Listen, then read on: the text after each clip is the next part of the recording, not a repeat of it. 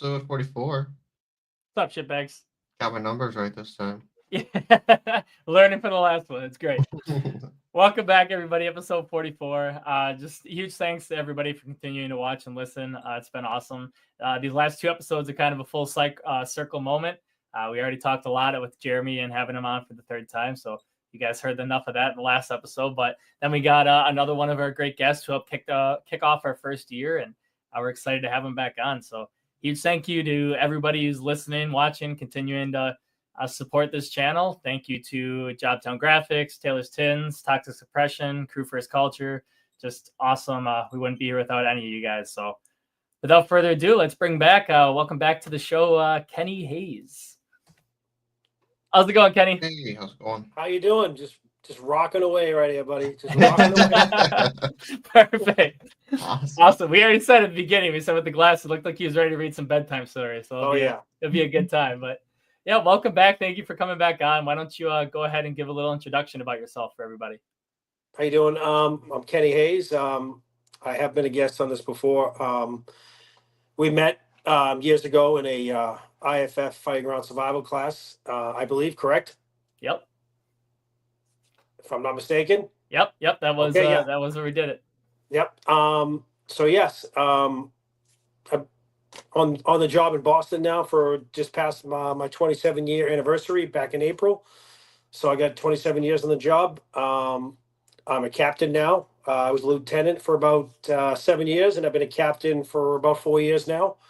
I'm currently the drill master in the city of Boston, which the drill master position is, it's a position I wanted. It's an appointed position by the commissioner of our department, and it basically is the head of training for the recruits.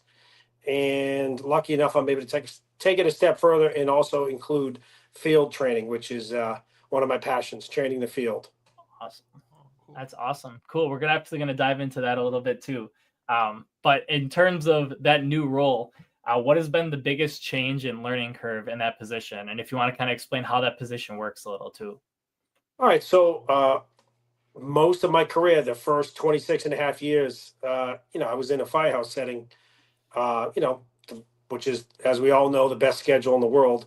Yeah. And now I'm working at basically a 9 to 5, not necessarily 9 to 5, but a Monday through Friday type position. No more nights in the firehouse, no more, calls after midnight, no more going to fires. All my fires now involve pallets and hay. So it's a little bit different.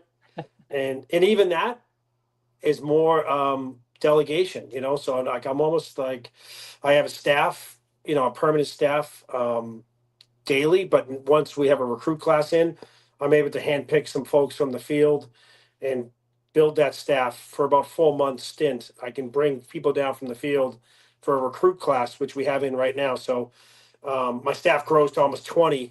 I have roughly 7 permanent staff, and I can grow that to almost 20 when I have a recruit class in, which I do right now. My first recruit class is in as we speak. Awesome. That's cool. Definitely is unique not being at the station. I see him. Is that like your current position in terms of seasonal, or is that kind of just where you are right now, that for full year for your entire work schedule, that's what you're running? No, it's actually a position I've wanted. Once I made captain a few years ago, I started to look, towards the end, and, I was always into training. And the way it's kind of in Boston is, there's different positions that you can kind of pad your stats on the way out. Like a staff position where, you get a little bump in pay that counts towards your pension. And although the position I'm in now is one of those positions, I always thought it was more than that, because I thought you could make a pretty big impact from that position. I've always said that not everybody, I jokingly say it, maybe it bothers some people, but I think anybody can teach a recruit, because they don't know anything. But I've always taken really pride in teaching the field. I think teaching the field, it takes a little bit more talent, a little bit more sometimes of an edge. So in this position, the drill master, I wanted it. Everybody know I wanted it, and everybody and their mother, I told about the last few years that I wanted it. But it is somewhat of a political position, is appointed. So it wasn't something I just bid for. It was kind of like, my name had to be just kind of floated around, and I just happened to be in the right place at the right time, and hopefully my reputation helped. But I want to finish my career in this position. I got, like I said, 27 on now. If I do another 5, that's my goal. Do another 5 years. I think I can make a pretty good, big impact, and a lot of that impact is not necessarily like my vision. I think one of the things I take pride in is an eye for talent. And I want to put the right people in the right spots, the right people teaching the right classes, developing the right classes. Yeah. We're in a good place right now with my bosses as far as kind of giving me free will to pick and choose who I want to teach. And there's in the last, I don't know, I've only been there 8 months, and I think people have noticed some big changes at the academy, which is good. Awesome. That's awesome Yeah. to hear. Keeping along kind of those same lines, you mentioned it. What do you think makes a good fire instructor? First of all, experience obviously is key. But on my staff, just for an example, sometimes experience, time on the job, doesn't mean as much as some people might think. My staff is made up of sub lieutenants and firefighters who have 20 years on, and I also have somebody with less than 5 years on the job, because their time in the military, their time in a position of leadership before they get on the job, that counts. It's not always just because you got 20 years on the job means you're a good instructor or you have all this experiences. Some people are just better at teaching. Yes, it's easy to get buy-in, Yeah. especially with some of the older folks and some of the veterans of the department. When you have somebody with experience teaching them, I like to have a good mix. Yeah. And one of the big things I've noticed in teaching the last few years, because I've been involved in teaching for a long time on my job, but I wasn't in a position of really to kind of like handpick my staff. But being in a position of one of the instructors that was always at the academy, I always kind of like made mental notes of the people who stood out, and some of those folks who stood out didn't necessarily have a lot of time on the job. Yeah. Awesome. That's cool. What do you think, going back to kind of what you said, everywhere we hear about it, no matter where you go, when you came in, maybe some shortfalling or shortcomings, or just whether it be the book, whatever it might be. What do you think as a fire service in whole we are failing to teach? I can only speak for my job. I thought there was definitely on my job specifically there was I thought we needed to reevaluate our in-service training. Basically, we're lucky enough to have a budget where we are allowed to bring companies in service down to our academy, take them out of service, and then back. Those companies are covered for the day by other companies. Not every department has that luxury to to take a whole division, or I'm sorry, a whole district or battalion out of service for 3 or 4 hours. The whole key is to not waste their time. One of the negatives I thought about training in the past was that it went too long. It wasn't realistic, and it was almost came across as not punitive, but it it didn't get guys fired up, and they definitely didn't leave there happy a lot of times. Yeah. It almost had like a negative effect, and a lot of guys would go out of their way to avoid training. So my goal was to not make training great again, but to make it realistic, short, ideally never after lunch.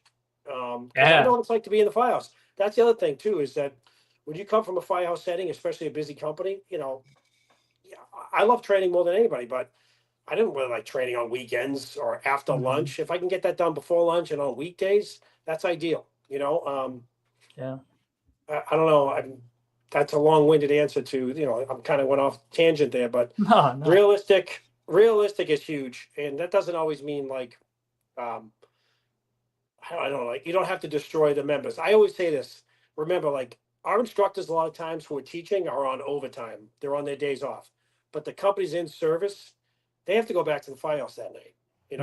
So just to destroy them on, just to make it really difficult and unrealistic, to try to prove a point or get as much teaching points across, sometimes I don't believe that's the way to go. I think short, Yeah. sweet, realistic, and leave them, not always necessarily leaving with a win, but leaving with a positive like feeling that they learned something or something they can work on Yeah. once they leave. I think that's a big thing in fire and even like EMS, because we talk about how much scenarios and shit that we have. But like you get some instructors that you tell they aren't really there to teach you, they're there to just show you that they know more than you. And like you feel like these scenarios, whether it be fire, EMS, whatever, like there's no winning them. And like that's the most frustrating part. And it's like when you get someone in there that like you said, you're not there to just beat down a point to try and do this teaching, but you make it realistic, the scenario, how it folds out, how it plays out. And then like, hey, you do everything right, you get that, everything works well, but none of us are perfect. So you're probably going to screw up one or two things here and it doesn't derail the whole scenario. And it's like, oh, stop, you suck. It's like, hey, this is what happened. All you did was make it a little bit harder on yourself. You still got to the end goal, but this is what to take from. I think people take away from that a lot more than just constantly failing and being beat down and like, oh yeah, there's no winning. Or just being judged. Nobody likes to be judged, even good, good firefighters, good companies with good reputations. A lot of times, they might not have the perfect day of training, but that's fine. I've always instructed the folks teaching for me to, if you see something, pull that company aside privately, because we always do like a hot wash at the end, but that's not the time to point out a company and the deficiencies. I instruct my folks to pull the company aside privately. Ideally, they own up to it when you pull them aside privately. And then when you do the hot wash, ideally, they are the ones saying it. Hey, I wish I did this. We did this. It didn't work out. I wish we tried this. That's the goal. What I'm basically talking about is like, it's called our back to basics training. It's used to be done on the weekends on our job, and it would be random. So you'd come to work on a Saturday or Sunday, and randomly, the training division would just pull a whole district out of service. And they wanted to catch like a district almost like by surprise. Okay, like you'd get a phone call like, hey, report to the academy or the island. Our academy is on an island. Report to the island at 0930 for back to basics. And nobody liked that. So it used to only be on weekends. It sometimes appeared to the in-service companies that it was a money grab for the instructors on the weekends. And I just, I was one of those instructors that was pulled down on overtime to teach that back in the day. And I always kind of like, just remember that this is not ideal. So now that I'm in a position where I could make changes, my new bosses are awesome. We've moved that back to basics from the weekend to weekdays. And we've basically kept it all in the morning. So we don't surprise anybody. When you have the training, we get you in and out. And the feedback and the response has been pretty positive. And that's been my biggest change since I've been there. So I'm very happy to say that back to basics is well received now, where it used to look like a negative and guys would call in sick. Guys would purposely swap out of training just to avoid weekends because they knew they might be called down for back to basics. Yeah. Like you said, I think it's important too that no one likes to be judged, but that you can develop, like you said, that you hope that they kind of call on themselves, like where a failure is okay. And like, hey, I messed up on this, or, this is where I do, instead of just at that hot wash, everyone like, how'd it go? And, oh, good. Yep. Everything went good. And then you break and everybody goes home. Like, yeah. Oh, I'm like, hey, it went good. And then those companies leave. You're like, man, that was awful. Yeah. Oh, awesome. Talking kind of still along that training aspect, but back on maybe even your time on the job or what you see now, what do you think makes a efficient truck and engine company? Well, so again, bringing it back to training and make it more, so not only are we trying to with the live fire training, which we do once a year, and it takes about 3 or 4 months to get through every company. We also do an engine company operations class, and we also do a truck company operations class. Cool. That is just individual, where one engine comes down in the morning, one engine comes down in the afternoon, one truck comes down in the morning, one truck comes down in the afternoon, and it's individualized like company training with 2 instructors. So I think that's where bonds are kind of like built, and that's where like you can kind of work out the kinks of your company. Because yes, in a perfect world, they'd be getting this done in the field on their own time in the firehouse with in-service training, like done at the firehouse level. Yeah. But if we're able to, obviously time and budgets and all those things come into play. If you're able to do that on a personal level with instruction, similar to the back to basics that I talked about, where it's not punitive, it's not looked at in that way. I think you're able to get buy-in, and a lot of times we try to also develop our offices, because that was one other spot that on our job was kind of neglected for a few years, our officer development, especially for new officers. So part of our new officer training now is how to teach a skill, how to like run company level training, and basically, if that's not even possible, just avenues to get more help if you need it. I've always thought we were lacking in new officer training. We actually have some coming up this month for new officers. We have about 15 new officers going through our, we call it JOLT, Junior Officer Leadership Training. It's basically 5 days of everything from personnel type issues to company level stuff you have to deal with, inspections, running a drill, like I just talked about. It's basically stuff to get you ready to be a new lieutenant. Ideally, be more than 5 days. But everything starts at that company level, and everything starts with the company officer. And a lot of these company officers that we have are young, and that's across the nation. You know, you have young officers who don't have the experience, who want it, you know, who may have gotten it in training outside their job, but I want to give them as many tools as we can on the job, in service, you know, so you take some of that guesswork out of it. And I believe a good company and their proficiency starts with the company officer and company level training. Absolutely. We've talked about it so many times on this podcast of just knowing, having those officers know your crew, know their strengths, like how efficient that makes that, you know, you're not going to send the 7-foot guy in the hole, but you might send Brennan or I, like, just, you know, from every stretch of the imagination. We've talked about it with people from tech rescue to EMS to fire. Like, everyone's got their strengths, and having that company officer know how to utilize each of them just makes things go so smooth. Absolutely, absolutely. And then if you don't see, a lot of times if you leave it up to the company officer with no direction or no guidance, yes, they are an officer, they should be doing this on their own, but you know, not everybody has that personality to kind of like walk down to the main floor, run a drill. You know, like I said, if I look at it as like, I want to give you as many tools and options as possible. I've had many since I've only been in the drill master position for less than a year. And I've had multiple young officers reach out to me, say, hey, I just got to whatever engine it is, the engine, let's just say engine 5. I've never been on engine. I'm now an engine officer. I want to put my guys through some drills. I want to run some company level stuff. Can you help me out? And we'll, if we can, we'll set them up with some training at the academy or at their own files with one of my instructors, just kind of going to the files and just helping them, guide them through some drills, you know, because especially a young officer, you're bouncing around. You might have spent all your time on a truck or all your time on an engine, and now all of a sudden you're in a position of authority on a company you're not familiar with, or an apparatus you're not familiar with. So I want to make a training division so open and almost like it's just like a place you can call up, like, hey, my guys are terrible at elevators, my guys are terrible at extrication, or whatever it is. Yeah. You know, like I'd like to be like a one-stop shop, and we can just, I won't be teaching all those skills. Like what I'm saying, one of my talents is knowing the guys who are talented. Yeah. That's awesome. That's cool. I like that. That's cool. That'd be awesome. Just get that training prepped, because it sucks, especially kind of, I know Brennan and us, basically the departments around us, you know, we got in our state, there's a lot of just kind of medium to, you know, not necessarily big, but that medium to large department, including the one I'm on. And it's like, you're busy enough where you need to try and get these trainings done, but that there's so many calls that are coming in that as soon as you try and do it, like, we have the opportunity, we can try and go last calls, but that's only like one station at a time for the most part. And usually then your other stations are getting their asses kicked. And so you're like, I gotta get off as quick as I can, you know, maybe a 20-minute drill, and it's something, but it's a long work to get there. I noticed that my last company as a captain and my last company as a lieutenant were both the busiest truck in the city as a captain, and my last spot as a lieutenant was on the busiest engine in the city.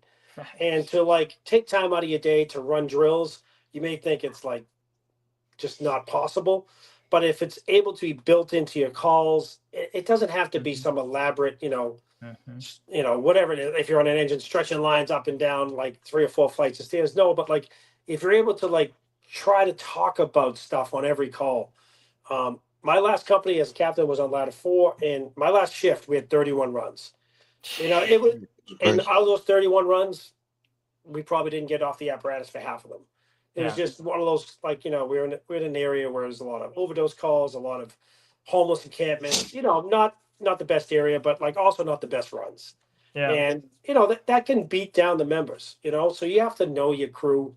So that's why I know not every place can do it, but when you're taken out of service for a little bit, that kind of takes like that I don't know, that Stress. burden. Yeah, Yeah. like that stress. Yeah. Yeah. You're always worried about going on a call, not worried Yeah, about the yeah, training that you're doing. Yep. Yep. Yeah. And again, like my last company, like I said, was ladder 4. Like you just know every tour is going to be certain months. You're going to be 20 to 35 runs a tour, and it's like, like the last thing you want to do is, all right, guys, we're going to take out the 50. We're going to throw the 50-foot ladder. We're going to throw the 40-foot ladder. No, I mean, like you gotta know your players and know your time. But you also have to take advantage of every call you go on, and not every call was that overdose. Not every call was the encampment. You did have some calls where you could pass on some info or talk about things. Yeah, absolutely. Awesome. Well, that wraps up the focus questions we have. We started a new group of generic questions on our last episode with Jeremy, but we chased so many rabbits on that episode, which was a great thing. I think we only got to 2 of them. So you actually will get to be the guinea pig for some of the other questions that we started up. So Right. I don't know if you got this one before or if you ever had this one, but this one you can take it however you want. And the question is, why are we here? Why are we here? Good question. It's funny. I asked that question. So right now I'm in week 3 of my recruit academy, and we've done like informal introductions of my instructors and myself, but we haven't talked about anything like where we work, how much time we have in the job, yada yada.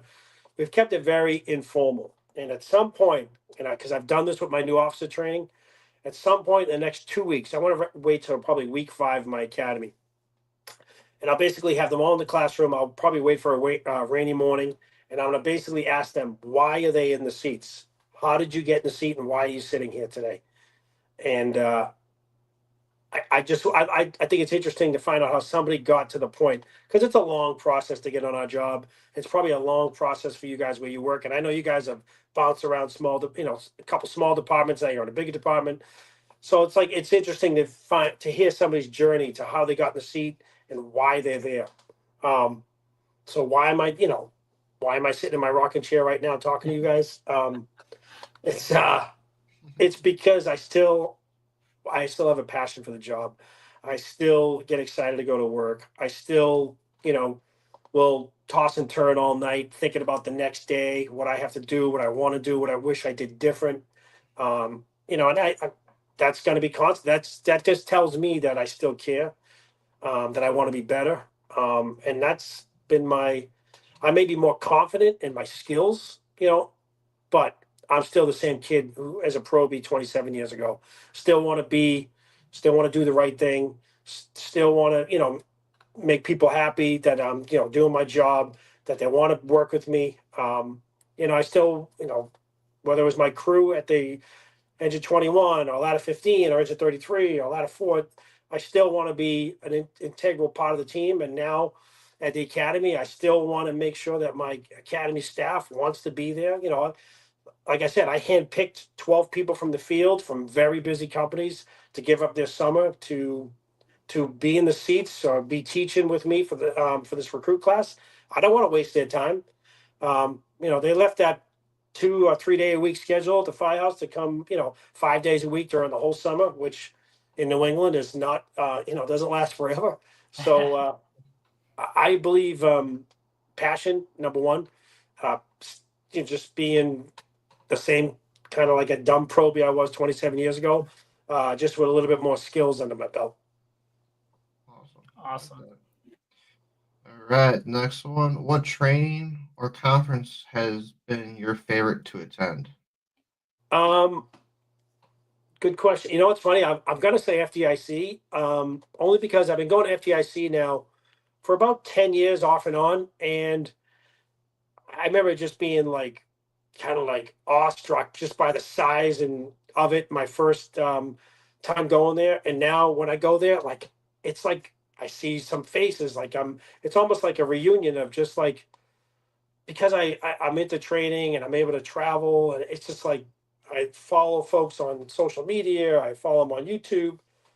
It's just kind of fun, like to put faces and shake the hands of some folks that I've gotten to know over the years, and sometimes not personally, but just like through ways like this. So as FDIC is as as corporate and massive as it still has a lot of positives, and mostly that's because of the relationships and the networking.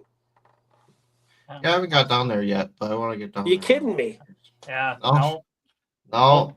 We not keep that one getting yet. keep getting pulled all these different ways. The cool thing is that all these good trainings that are popping up nearby that, like this year we're going to firemanship is one that Brennan was at last year, but Yeah. I didn't get to make it to. So excited for that one. And Brennan's going to Great Lakes next week, 2 weeks. I mean, there's a lot of cool ones, but yeah, we got to make it to FDIC. We've been told, we've been trying, and then always find an excuse. Yeah. So all those characters you just talked about, all those, I like to call them celebrities. All those folks that will all be teaching at that same week though at FGIC. Yeah. Like all those small conference, not those really good conferences, the firemanship, whatever, the sawdust one, the friggin' like we just had one in Metro Boston Fire Conference. There's all some big names, I mean guys from all over the country, but the FGIC week they're all kind of there. And it's kind of cool to walk the floors and just kind of, hey, I know that fella. And then, have a beer or two or just, shake your hand as you walk by. Yeah. It's pretty cool. Yeah, we keep saying next year, but hopefully next year. Yeah, it's not. Let me tell you right now, it is not cheap. Thank God my department's paid for it this year, but other years I kind of mooched my way in through folks that I knew through Indianapolis Fire Department who got me a pass. But yeah, it's not cheap. Yeah, it's not. It definitely isn't. But from what we've heard, it's worth it. So we'll make sure we can make it. All right, next one. How should we look at failures? So, the easy answer to be as a failure to look at it like something to learn from. Man, I struggle with that because, I happen to have not the most ideal commute to my work. So I'm in my car a lot. And if I'm not listening to sports talk, my mind's wandering. And, my mind wanders to the point where sometimes I stress out over like, man, I wish I did this. I should be doing this. I should be better at this. Boy, I mean, that's a tough one. I'm pretty tough on myself, yet I don't let it. If I'm tough on myself, I have to get over it pretty quick. I'm a grown man with a family, and I can't sit and drown my sorrows.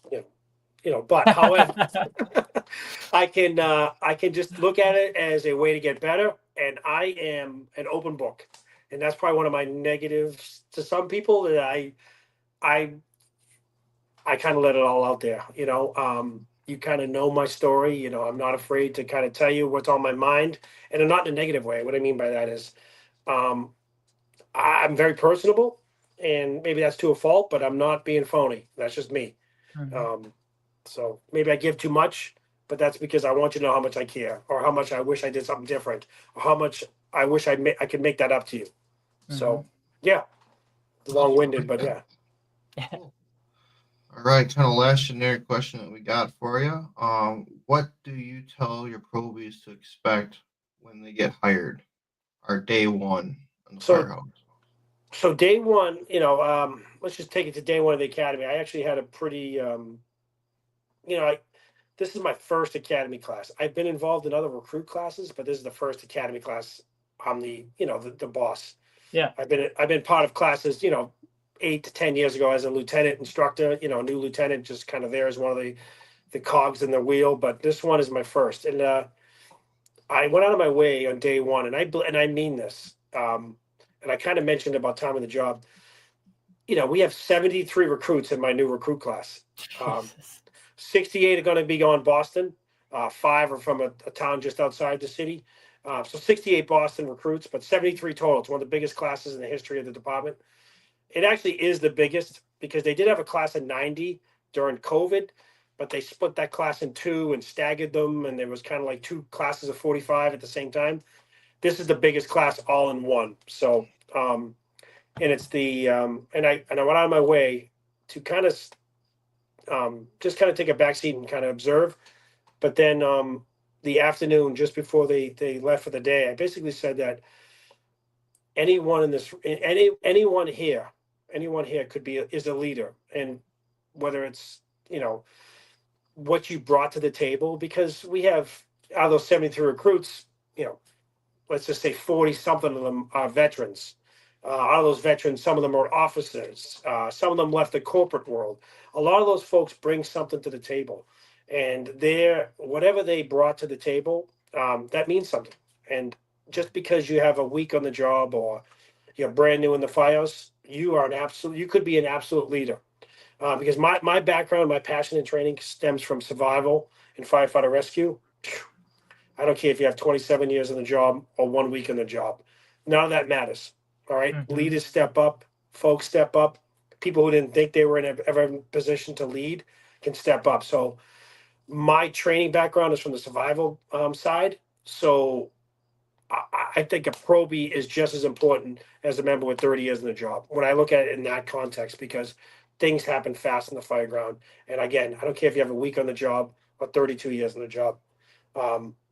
Things get real fast, and what you bring to the table before you got to the job means a lot.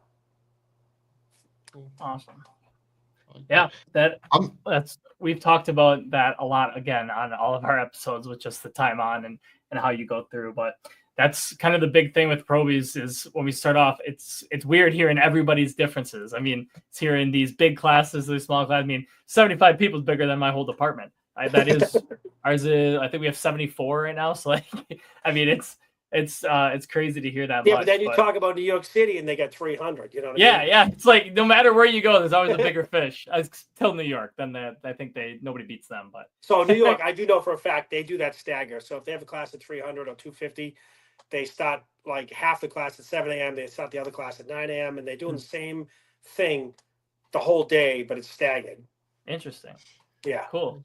Does your message now out of your instructor world now, does your message change to those probies there, first day, first tour at the firehouse now? What do you share for them? I'm looking forward to that talk. I'll probably have that talk. So we have a 16-week academy. It's 20 if you're not an EMT, but let's just say it's 16 weeks. That's if you're the regular fire academy. Around week 12, it's when I'm excited. That's where my major changes in the academy are going to be. I want to front load the certification stuff, the firefighter 1 and 2, the kind of silliness, like the script. I want the script done in obviously the first part of the academy class. And then the last month, I want to hyper focus on Boston. And I want to give their assignments out at that point. And I want to basically build them to be the perfect recruit day one in the firehouse. Like I want them to be so ready. Because I want to look at like what I did in the academy, and I wish what I wish I did in the academy, and I want to just not make those mistakes. Or because I know for a fact one of the negatives about my job is that you're in the past when I got on the job in 1998, I was assigned ladder 15 my first week in the academy, so I knew I was going to a ladder truck week 1 of my academy. So what do you think around week 10 when we're going over engine knobs? What do you think my mind was doing? Fuck this shit. Yeah. So that's one negative, which I want to, it's since changed, but I definitely want to change that. So they're not going to know their company until roughly like, let's say 3 to 4 weeks out. And that's okay, but they got to learn everything up to that point. And then when it becomes time to give them their assignments, like we're going to hyper focus. The 12 folks that I brought down from the field, I did 6 like experienced truck folks and 6 experienced engine folks. And we're going to hyper focus on wherever you're going. And I literally want you, like day one in the fires, you could be running the pump at a 3-alarm fire. Like you could be on the roof by yourself, venting the roof, telling the chief, the roof's whatever. I just want them to be perfect on day one. So as far as motivational, that stuff's kind of easy. I want them skill level wise to be beyond some of the members that they'll be going to the groups with when they get to the field. I want them to be better than some of the folks that when they hit the streets. Awesome. It was funny you talked about it because this ties right into Jeremy's question for you, so you can dive in on it a little bit more. My last guest, Jeremy Sanders, everybody was watching, huge help for us. Crew First helped us get started. Just overall great guy and great firefighter. And his question for you is, what are the biggest challenges that you face with the checklists that have to be checked in Academy while also maintaining how to teach them to be a firefighter? Yeah, I'm not gonna lie to you, I'm struggling because we like I told you, that script, that firefighter 1 and 2 certification, that wasn't something that I got when I got on the job. Our Boston Academy for about 12 years ago was basically Boston Academy, Boston Specific, Boston SOPs. Then around 12 to 14 years ago, they started bringing the state in to certify the recruits at the end of the academy to be firefighter 1 and 2, which obviously makes a lot of sense. However, it's taken out of the city of Boston's hands and it's handled by the state and their state instructors. So it became like we have to follow a script, and I'm struggling with that right now because right now we're teaching members how to throw ground ladders that isn't the Boston way. And then like what I've seen in the past when I was part of a class was, guys, you're never going to do this in the field. This is not how we do it. Just do this for the exam. I hate that way of teaching. Hate it. So when I brought my instructors down, I said, listen, we brought them down a couple weeks early before the recruits showed up. I said, listen, I know we have a script. I know we got to get a 5-1-1-2, but I do not want any instructor say, this is stupid. This is the state way. We just have to get through this. I want to just push it as foundational skills that we're going to build on near the end of the academy. However, they are goofy as hell, these state skills, compared to how we operate in Boston, and probably the way it is in most places. Yeah. The IFSTA book, that's actually 2 books now, edition 8, is just ridiculous. So when I'm following a script, like I said, of some of the folks who've been at the academy for a long time. So, when my instructors come in, we're divvying up all the chapters that they're going to do when the recruit school starts.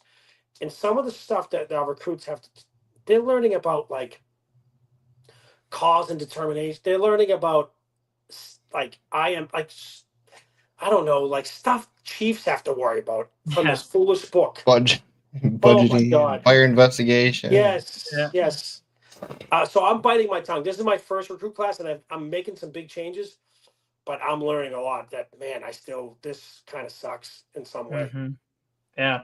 And we still, unfortunately, we've had a lot of people from even Wisconsin, because it does seem like, again, almost everywhere you go, you hear that every state's kind of got their hands in it. And there's this big book that's updated maybe every 5 years. Maybe you're looking at 10 because it costs money to do so. And yeah, it's 2 books now. Essentials 8 from IFSTA is 2 books. It's so thick.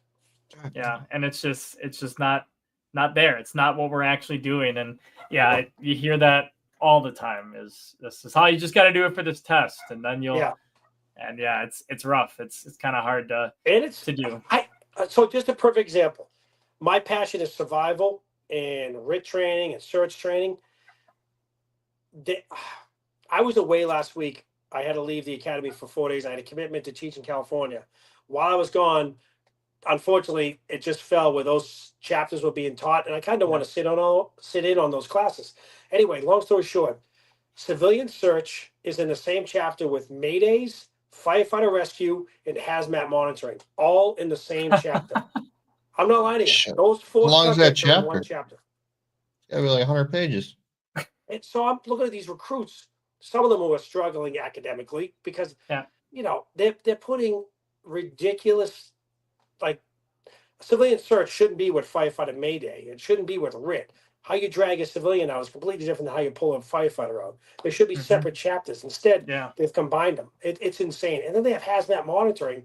Where did that come from? I know. I'm telling you, look it up. Essentials 8, it's ridiculous. Oh, man. Sounds like a stupid book. Yeah. Oh, that's awesome. This is stuff I didn't think about until I got down there. I'm like, oh shit, this is worse than I thought. Yeah. It's awesome to hear that everybody has that same issue, but it's like, come on, how does that happen? Like, how does everybody just let this happen when we all know that it's not? Yeah, I know. It's not realistic. It's not what you actually I see the folks on social media. I know, like Justin McWilliams from the search guys up there up north in the Pacific Northwest. Those guys are awesome. And I see the stuff that they talked about. They talk about the same complaints I'm talking about. trust me, I want to make changes, and my last month of the academy will be significant changes. Yeah. But I had to bite my tongue a little bit with this my first class. Yeah. Awesome. Well, that wraps up all the questions that we have for you. So now your last task of the night is to come up with a question for our next guest. So our next guest is John Shackelford. He's a battalion chief, very passionate in the extrication. He taught our record assisted rescue down in Massey. He sent me pictures the other day. He was teaching another one. Just lots of extrication knowledge and passion for the job. But any whatever question you got for him, let us know. We will ask him. All right. So he sounds wicked smart. So so again, so there's the perfect guy that I would be like, oh, that's the guy for this, that's the guy for that. I'm not talented enough to teach that subject, but I know that that's the guy to do it. Yeah. So I'm guessing that this fellow obviously has a name for himself. He probably travels outside of his department. Yep. I'd like to know, when does the passion, when does it affect your own, maybe because I'm struggling with this right now. To be honest, I was in California last week teaching. I was at FDIC a couple months ago. I was at FTTN teaching live fire writ. When does it become too much? When does your passion or your want to just spread the word and teach, when does it become too much? Because that's what I'm going through right now, man. I'm not on that shift work anymore. This 9 to 5 kind of schedule it's different. So when I go to California to teach survival for the IFF, I'm taking vacation. I got, it's so maybe my question to a lot of the folks out there, especially those guys who you go to those conferences to see, man, it's a lot. It's a real lot. I just, we had a bunch of guys come up to Boston to do the Metro Boston Fire Conference. We hosted it at the Academy in Boston. We had folks like Grant Schwabe from Estero, Florida. We had Sean Duffy from Ann Arbor in his search culture class there. Man, that kid is all over the place. When does it become too much? Maybe that's my question. Yeah, absolutely. I like that. It's pretty interesting how much you do see, especially once you get networked into this kind of stuff. Like you said, I mean, Duffy, Duffy's everywhere. Our good buddy Peppard's fucking everywhere. I mean, it seems like there's a lot, and I know a lot of them have those conversations and those insights. So it'll be interesting to hear. I was at the Mile High Fire Conference, another one. It's okay, not to prolong this, but this is where everything got real for me. Last fall, I did 5 cities in 2.5 weeks. I did Indiana. I did Denver. I did LA. I did, what was the other one I did? I honestly forget now. I did Phoenix and I did Chicago. 5 cities in 2.5 weeks. And one of those spots, I was in Denver at the Mile High Fire Conference, and I just had a beer with Cody Trestriel, who, and again, everybody knows Cody. He's not working on, I believe, he's not on an active department right now. He left, I know he left his job, Portland, over whatever reasons after COVID. And he basically was telling me, he's like, I travel all over. He goes from city to city, but that's his bread and butter right now. He's in his wheelhouse, I couldn't imagine doing what he does working full time. Yeah. So after that trip, after those 5 trips, it was my first, I'd committed to all those trips before I got my academy spot as a drill master, but I was at the academy, so I had to take vacation. Long story short, I used a ton of vacation when I first got to the academy, and I was back. It was late fall. It was early November. And all of a sudden I was teaching the back to basics live fire training, and I lost vision in my right eye, and no pain, just completely lost vision in my right eye. Went to the emergency room, yada, yada. Ended up my retina tore and detached, and I had permanent damage in my right eye. And I was kind of laid up for 10 days, face down. It was sucked, being the recovery. And then I developed cataracts. I developed on both eyes. So in the last 6 months, I've had 3 surgeries on my eyes. So Jeez. when I put these glasses on, it's because I can't. So what that did was, though, what that my whole spiel is, those 5 cities in whatever 3 weeks, 2.5 weeks, my surgery, my time away from the academy when I first got there, my girls both going to be in all over the country. I have a daughter who's in Chicago, who's a junior in college. I have a daughter who's about to be a freshman in the fall in San Diego. Like, so everything's changing. Like, I can't go all over the country and teach anymore, and then still expect to be a good dad and still Yeah. expect to be a good drill master. So, I had a heart-to-heart with some of my buddies at FTTN in Indianapolis back in the spring, and I'm basically kind of slowing down everything. I'm not going to be traveling as much. My priorities have shifted. Yeah. I'm still passionate, but it's got to be at the Boston level, and it's all about the family now. That Yeah, health scare that I absolutely. had, my vision issues, just kind of reemphasized, like, hey, doofus, you got to get your shit together. I don't know if all that travel had anything to do with it, but most Yeah. people's eyes detach or tear because they had a stroke or a blow to the head, and I had neither. So I don't know what it costed. Yeah. Yeah. Airplanes. Yeah. All the frequent flyer miles must be. That's Yeah. No, the sad thing is there are 5 different airlines, and I got nothing on one. Yeah, that sucks.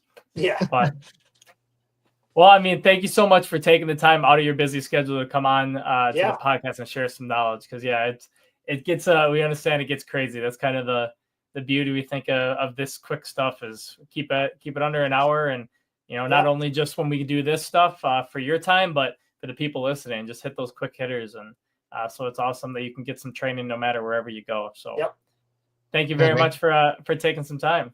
Yeah. All right, I'm just gonna rock away. Okay, I'm time. just gonna rock away. Awesome. Thank you guys so much for watching and listening. And as always, don't be a shitbag. Thanks for listening. Don't be a shitbag.